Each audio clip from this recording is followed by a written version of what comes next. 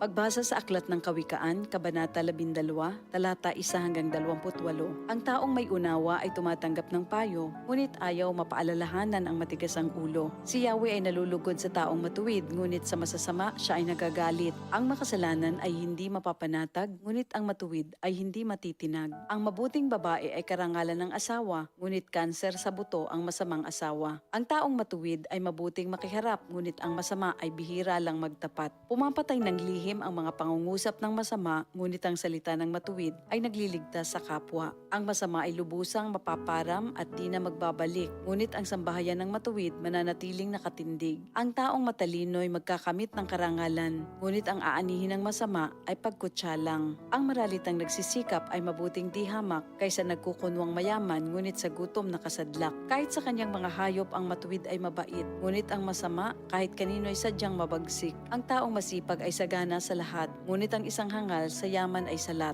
Ang nais ng masama ay puro kasamaan, ngunit ang tuntungan ng matuwid ay hindi magmamaliw. Ang masama ay nahuhuli sa salita ng kanyang bibig, ngunit ang matuwid ay malayo sa ligalig. Ang kakamti ng tao ay batay sa gawa o salita, bawat isa ay tatanggap ng karampatang gantimpala. Ang akala ng mangmang ay siya lamang ang tama, ngunit handang tumanggap ng payo ang taong may unawa. Ang pagkainis ng mangmang kaagad nahahalata, ngunit ang mga matatalino di pansin ang pagkutya. Sa pagsasabi ng tapat, lumilitaw ang katarungan, ngunit ang pagsisinungaling ay lumilikha ng kapahamakan. Ang matalas na pananalita ay sumusugat ng damdamin, ngunit sa magandang pananalita, sakit ng loob ay gumagaling. Ang tapat na labi ay mananatili kailanman, ngunit ang dilang sinungaling ay hindi magtatagal. Ang nagbabalak ng masama ay mag-aani ng kapahamakan, ngunit ang nag-iisip ng mabuti magtatamo ng kagalakan.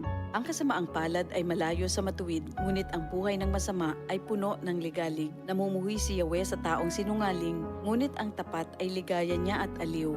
Di agad sinasabi ang alam ng matalino, ngunit kahangalan ay inihahayag ng mangmang na tao. Balang araw, ang masikap ang mamamahala, ngunit ang tamad ay mananatiling alila. Nagpapahina sa loob ng isang tao ang kabalisahan, ngunit ang magandang balita ay may dulot na kasiglahan. Ang payo ng kaibigang matuwid ay isang gabay, ngunit ang daan ng masama ay tungo sa pagkaligaw. Hindi makakamit ng tamad ang kanyang hinahangad, ngunit ang masikap ay laging may magandang hinaharap. Ang matuwid na landas ay patungo sa buhay, ngunit ang maling daan ay hahantong sa kamatayan.